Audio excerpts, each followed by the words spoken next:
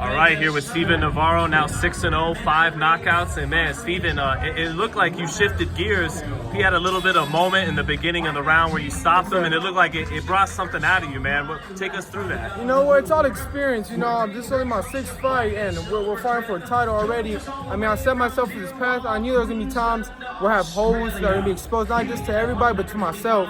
Now I just got to go back to the drawing board, something that we got to work on with my team and I. But you know what? I rise to the occasion every time, and that's what we work for. You know, I briefly had a conversation with Timothy Browdy about moments like this. Are we prepared for them? And you know, just staying neutral and making an adjustment moving forward. What was some of the things Tim was telling you about moments like this? It was just a matter of anybody could get hurt, man. The right punch, right timing, if it's placed correctly, anybody could get hurt. So it's a matter of what you're gonna do in a time like this where you get hurt. And I got caught with a punch. It wasn't as bad as I guess it seemed, but I did get hurt. But like I said, we trained for this, so I was able to, that's where the conditioning comes in. I was able to stay calm, stay composed, find where I am, where the ring is, my opponent, and just, you know, slow the momentum and then continue moving forward. And that's what we did. What could you say about, you know, the hand speed and the combinations that closed the show? You know what? That's a big blessing of mine. You know, we work for that all the time. It was just a matter of getting gritty. That was my problem, man. Every time we go to the corner, we would talk about that.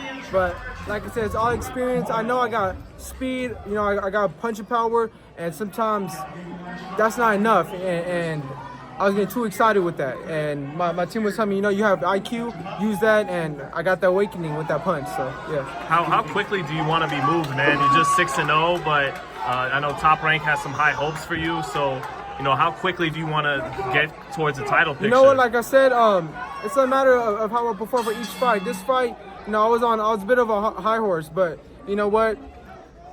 Something I got to go back and work on, but we're going to continue moving forward. It's all a matter of what my team, my father, Top Rank wants me to do, and we're here, al orden. How much did that sparring with Inoue help you prepare? Oh, a lot, man. That's great sparring, you know, working with someone with high IQ. But sometimes finding these fighters don't have that IQ, so we're just a punch that could get lucky, and that's what happened tonight. And yeah. How many rounds did you do with Inoue? You know what? I believe it was, I don't remember. It was probably like a couple rounds, but that's besides the point. They spar different. Yeah, we spar multiple champions, but tonight's about me and Esteban. Esteban had a great punch, put up a good fight with me. He's a tough, strong, rugged Hispanic Mexican fighter, and we put on a great show for the fans. Steven, what did you learn in your first fight that carried over? Because I think you got tired in your first fight. Did you learn any experience from that first pro fight that you brought out in this fight? Oh yes, of course. It's just a matter of know how much is in the tank and learning how to refill that. You know, sometimes people don't know how to fill up that tank, that energy. You know, things that add up, movement, footwork, breaking the waist, and that's what we did this round because sometimes I get too excited. I just want to let the hands go. You know, so yeah. Speaking of your first fight, Steven, obviously you fought in Vegas. You just fought in Vegas again. Is that kind of feeling like a second home for you now? You know what? My home's anywhere. Wherever the ring is, that's my home. You know, I can fight in the garage, Hawaii, Japan, anywhere it is. My home is in that ring. That's my living room. You know, we turn on the TV, we put up the volume as high as we want. That's what we do. Yes, sir. Keep in mind, the cage just turned 21 a couple weeks ago. This was a 6th fight, so we're still growing, we're still learning as a team. Always. Always a student of the game. Always a student of the game. Always. And you know what? I'm gonna keep it a buck. I'm gonna go home and I'm gonna be dwelling on that punch, you know. But you know, like I said, we just keep moving forward. I live for the prolific way of living. So anything that goes wrong, I gotta keep doing it until I can't get it wrong.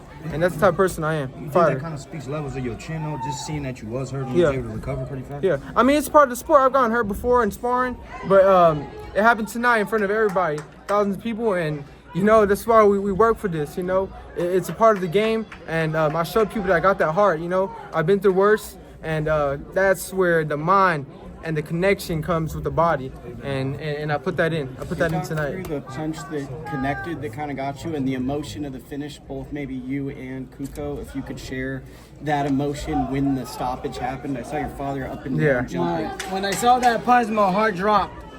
You know, but you know what? We were ready, trained physically and mentally. and he held his own. You know, I told him, dude, move. You don't have to stay in front of him. You have a whole ring to move around. You have 8 rounds. But he just got too excited. But you know what? As I said, we're learning and we're gonna get better. Yeah, man, prepare it to my son, man. You know what? Life prepared me for that moment. I'm gonna keep it a bug. Life prepared me for that moment. In this camp, we had a recent passing, and I had that exact same moment. I remembered that, but we rose from the occasion. We continue moving forward. You know what? Having my father in mind, my grandpa, rest in peace, Francisco Facio, is for you. But yeah. You're right. Are you up there with the big names like you said you wanted to? Do you think this is that performance that gets your name mentioned with those? Oh yeah. I mean, I'm not gonna say I'm a big name until I earn my stripes. I'm top 15 now in the world. That means a lot.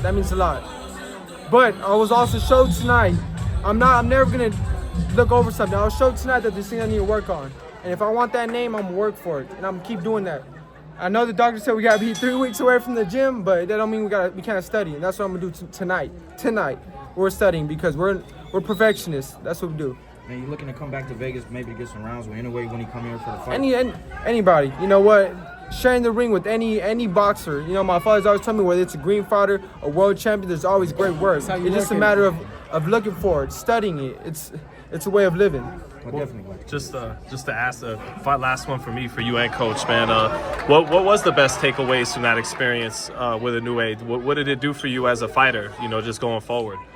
If I'm being honest, for me, it was just a matter of everybody's human. You know, everybody got 2 hands, 2 feet. He's a great fighter. He's a strong fighter. He's dangerous. But Sharp. IQ, you know, skills pay the bills, and I was able to prove to myself that I'm on that level. You know, yes, sir. That's the biggest take from me. Perfect. Yeah, and just to let you guys know, we also spot with Junto Nakatani, Princesa, other few world champions. Chocolatito, Bam Rodriguez. There's a lot of champions that we've I'm sorry, I gotta ask, cause like that Inoue Nakatani fight is like the Leonard Hearns at He's 122. good, he's tough. Yeah, much who- respect to favor Junto. those? Yeah, Who would you favor? Woo! Just I got someone in mind. I got somebody in mind. But you know, I'm gonna pay my respects to both teams. Right. You know, we're always working with them, so I don't want to burn that bridge. But I got somebody in mind who I think. But I'll tell you this: that fight wouldn't last 12 rounds. What about the power edge? Who would you give it to? IQ beats everything, man. That's all I'm gonna tell you. IQ beats When do you everything. want to come back? After 3 weeks. After 3 weeks, you know what? But you know, we're moving to 8 rounds now. We're moving up to a higher level of competition. So it's a matter of what my team tells me. You know, they say jump, and I ask how high. Still didn't go 8 rounds yet, but are you looking to go that possibly this next couple fights? Oh yeah, I was looking forward to that today, and I was constantly being reminded that in the corner. But you know what? Yeah, we're gonna go back to drum board, like I said. Appreciate it. Thanks, Steven. Thank you guys. Love.